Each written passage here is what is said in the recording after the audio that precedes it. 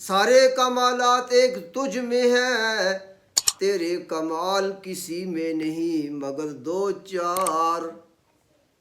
عاشق رسول حضرت برا رضی اللہ تعالی عنہ فرماتے ہیں، میں نے لمبے بالوں والا یعنی کالی زلف والا محمد الرسول اللہ، سب کہہ دیں محبت سے صلی اللہ علیہ وآلہ وسلم، لمبے بالوں والا اور سرخ چادر میں ملبوس محمد الرسول اللہ سے زیادہ حسین و جمیل میری آنکھ نے نہیں دیکھا۔ کعب بن مالک، حضرت کعب بن مالک رضی اللہ تعالی عنہ فرماتے ہیں، جب اللہ کا پاک پیغمبر مسکراتے تھے، جب اللہ کا محبوب، جب ہمارے آقا و مولا ہمارے نبی مسکراتے تھے تو یوں محسوس ہوتا تھا، جب آپ مسکراتے تھے آپ کا نورانی چہرہ پہلے بھی نورانی تھا، آپ کے مسکرانے کی وجہ سے آپ کا چہرہ مبارک منور ہو جایا کرتا تھا، اور یوں محسوس ہوتا تھا جیسے آسمان سے چاند کا ٹکڑا زمین پہ اتر آیا ہے۔ جناب ابو ہریرہ رضی اللہ تعالی عنہ فرماتے ہیں کہ میری آنکھ نے آپ سے زیادہ احسن، اکمل، اشرف، بالا، اطیب، آپ سے زیادہ حسین و جمیل، آپ سے زیادہ حسن و جمال والا میں نے نہیں دیکھا۔ یوں معلوم ہوتا ہے کان الشمس تجری فی وجہہ، جیسے آپ کے چہرہ مبارک پر آفتاب چل رہا ہو۔ جناب جابر رضی اللہ تعالی عنہ فرماتے ہیں، ایک مرتبہ رات کی تاریکی تھی، میں گھر سے نکلا، میں جا کر مسجد نبوی میں پہنچا، میں مسجد نبوی میں صلی اللہ علیہ وآلہ وسلم میں پہنچا، کیا دیکھتا ہوں؟ اللہ کا پاک محبوب، اللہ کا پیغمبر، طبیب کائنات، روح کائنات، روح کائنات، حضرت جابر کیا فرماتے ہیں؟ روح کائنات، حاصل کائنات، مقصود کائنات، طبیب کائنات، سید الاولین والآخرین، خورشید رسالت، مظہر شان رسالت، سید الکونین، تاجدار مدینہ، معلم اعظم، مواحد اعظم، محسن اعظم، امام اعظم، امام المجاہدین،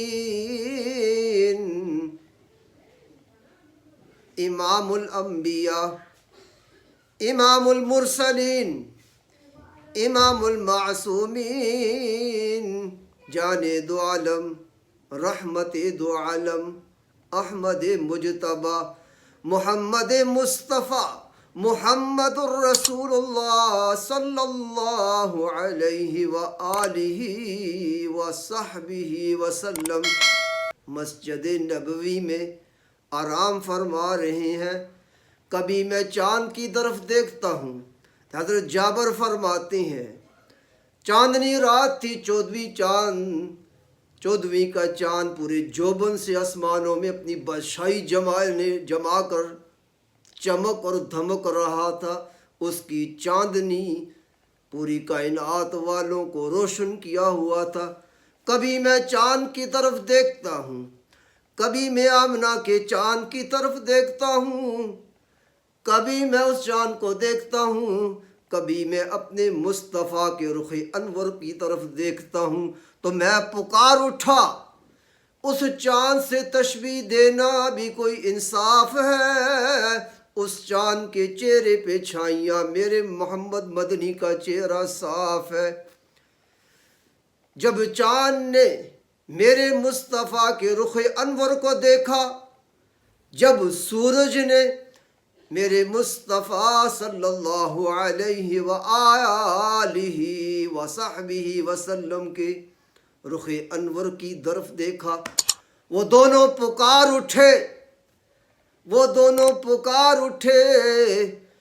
صحن چمن کو اپنی بہاروں پہ ناز تھا، میرے مصطفیٰ آگے تو ساری بہاروں پہ چھا گئے۔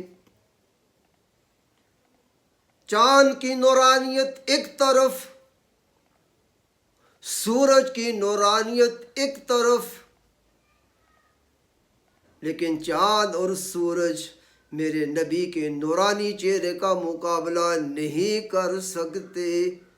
اور دنیا والوں، تم چاند کی طرف دیکھتے ہو، خدا کی قسم آسمان میرے نبی مصطفیٰ کے رخ انور کی طرف دیکھتا تھا۔ ادھر مصطفیٰ کا اشارہ، ادھر چاند دوڑتا ہوا میرے مصطفیٰ کے قدموں میں۔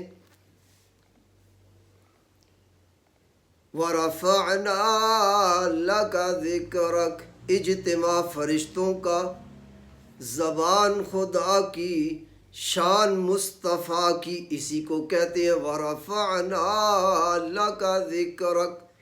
ایک روایت میں آتا ہے جناب محمد الرسول اللہ صلی اللہ تعالی علیہ وآلہ وسلم نے فرمایا، جب اللہ نے مجھے دنیا میں بھیجنے کا فیصلہ کیا تو اللہ نے میرے انتخاب کے لیے انسانوں کو چنا، اس لیے کہ انسان اشرف المخلوقات ہے اور مسجود ملائکہ بھی ہے، تو رب نے میرے انتخاب کے لیے انسانوں کو چنا۔ پھر رب کائنات نے انسانوں میں سے اس طبقے کو چنا جو طبقہ اعلیٰ، بالا، معصوم، پاک، حکمت والا، نبوت کے اعلیٰ منصب پر فائز، حسین و جمیل، احسن، اکمل، اشرف، اطیب، اس جماعت کو چنا جس جماعت کو انبیاء کرام کہتے ہیں۔ اور ہمارا یہ بھی عقیدہ ہے، سیدنا حضرت آدم علیہ السلام سے لے کر جناب عیسیٰ علیہ السلام تک تمام پیغمبر معصوم، اور حضور ان تمام نبیوں کے امام الانبیاء صلی اللہ تعالی علیہ وسلم فرماتے ہیں، پھر رب کائنات نے نبیوں میں سے جناب ابراہیم خلیل اللہ کا انتخاب کیا۔ میرے انتخاب کے لیے تمام نبیوں میں جناب ابراہیم علیہ السلام کا انتخاب کیا۔ سیدنا ابراہیم علیہ السلام کو اللہ نے اپنا دوست فرمایا، خلیل اللہ فرمایا۔ اللہ نے میرے انتخاب کے لیے اپنا دوست ابراہیم کو منتخب کیا۔ پھر رب کائنات نے میرے انتخاب کے لیے جناب ابراہیم علیہ السلام کے دو بیٹوں میں سے حضرت اسماعیل علیہ السلام کا انتخاب کیا۔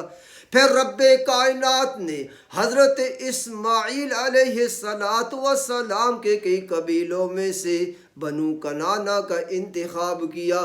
پھر رب کائنات نے بنو کنانا کے کئی قبیلوں میں سے رب کائنات نے میرے انتخاب کے لیے قریشیوں کا انتخاب کیا۔